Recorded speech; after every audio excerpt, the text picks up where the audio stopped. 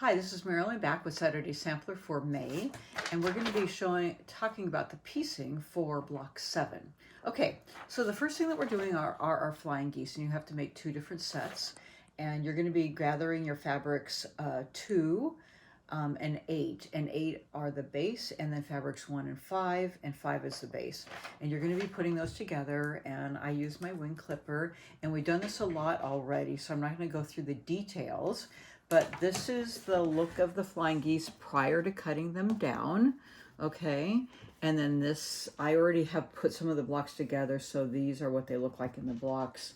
And you can see some are in the middle and some are on the outside, okay?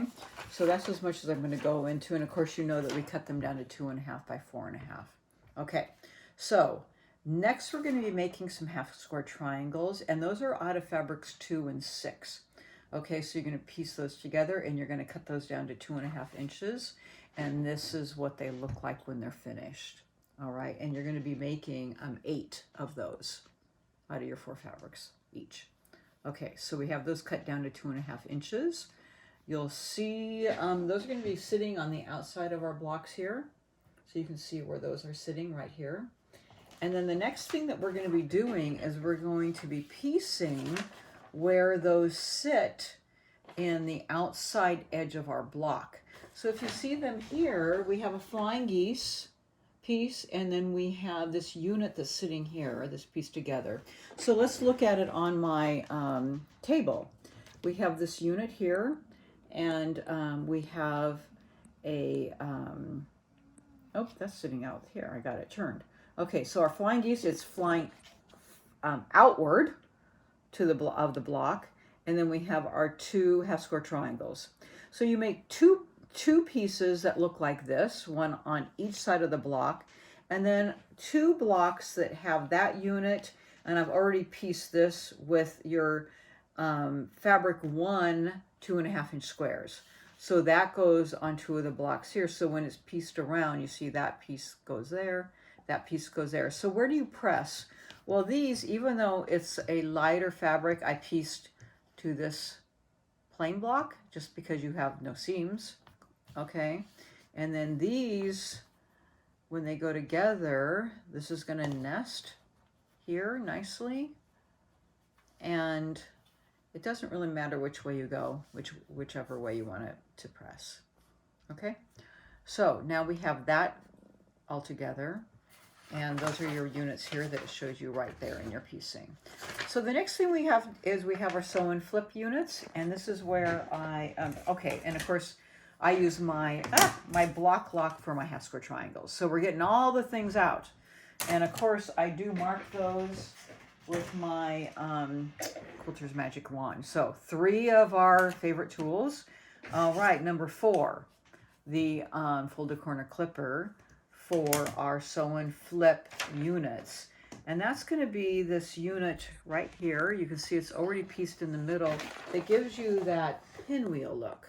All right, so let's talk about that a little bit. I think we've made them once already, but I'm going to go over it again. You're using 2 of your different fabrics, your rectangles. You're going to be using fabric 1 square, and then your fabric 7 and 8 rectangles. So they are nice enough to go in the exact same direction.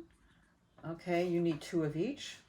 And the flip and sew squares are going in the same direction, which is really nice. So I have a couple of them already sewn, and then one here that I've already cut ready to flip. But I'm just going to go through that with you one more time so that you see. And I'm doing it as a right-hander, so you left-handers are going to have to change it the opposite direction. But this is, again, laying this down.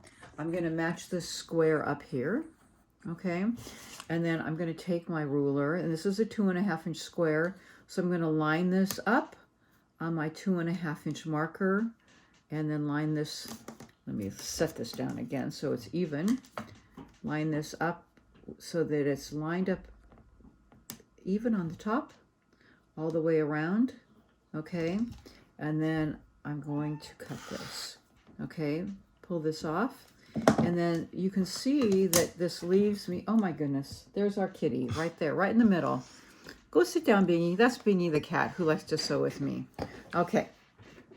So I'll just kind of point this out here. That leaves you a 1/4 inch indent to sew right against the edge and all the way down to your other 1/4 inch indent. Bingy, you have to leave. I'm talking right now. Go sit down. Okay. So then I'm going to just carefully press that open. And I would press that open there, and then that's your sew and flip corner. So you would just have to sew this. So this just leaves this right there. So I would do the same fabric twice there, and the other fabric twice there. They're all in the same direction. So now, once I have this done, I'm going to take this other flying geese, and they all get sewn in the same direction, or sewn to the same edge here, and then I press towards the sew and flip rectangle. So now it's going in this circular direction to make that pinwheel flying around, and you can see that in the corner, just alternating your fabrics all the way around. Okay, so that's my center, the center layout here. Okay, and so if we look up at the top of the quilt in the corner, you can see the layout again in black and white. So there's my center layout, and then here's my borders that we talked about. So you want to piece the center first, and then once you have that center, you're going to sew on your 2 sides, on each side, and then your top and your bottom. Okay, and you do want to match these little seams here with your edge, so you have that flying geese point there, and the top and bottom there. So you do have a couple points to match, and if you look on the quilt here, that's your point and point there to match, and that point there. You want to have those match up. Okay, so that's block number 7. Have fun with that, and we'll see you next month. Thanks.